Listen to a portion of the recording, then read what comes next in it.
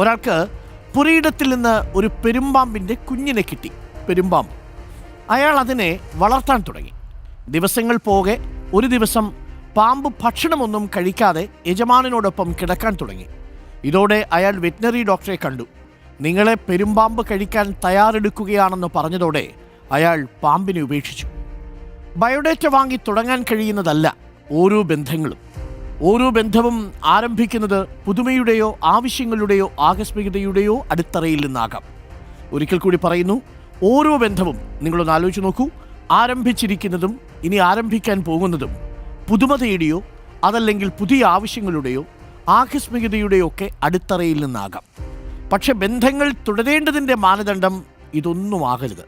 ആകസ്മികതയാകരുത്, നിങ്ങളുടെ ആവശ്യം മാത്രമായി തീരരുത്.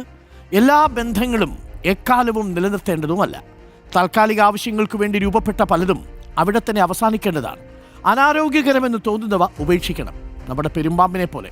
ഇല്ലെങ്കിൽ ആ പാമ്പ് നിങ്ങളെ തിന്നും.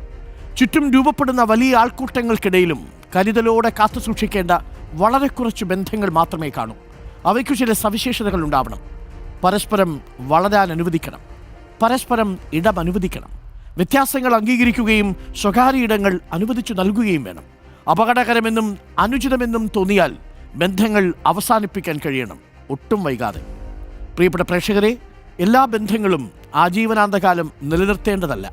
എന്നാൽ ചില ബന്ധങ്ങൾ പെട്ടെന്നങ്ങനെ മുറിച്ചെറിയേണ്ടവയുമല്ല.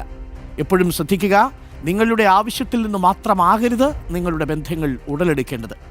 നല്ല കേൾവിക്കാരനെ നിങ്ങൾക്ക് നഷ്ടപ്പെട്ടാൽ വലിയ നഷ്ടം തന്നെയാണ്.